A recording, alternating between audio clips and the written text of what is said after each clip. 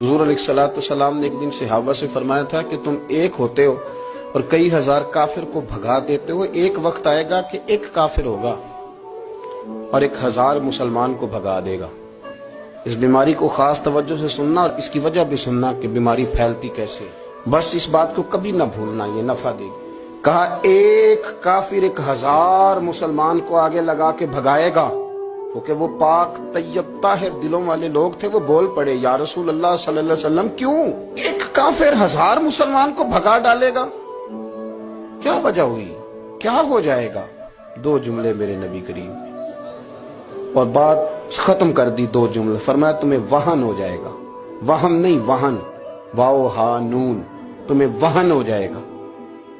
یا رسول اللہ یہ کس بیماری کا نام ہے؟ تو اللہ کے رسول علیہ السلام فرمانے لگے اس کا ترجمہ یہ ہے کہ تمہیں دنیا سے پیار ہو جائے گا اور تمہارا مرنے کو دل نہیں کرے گا۔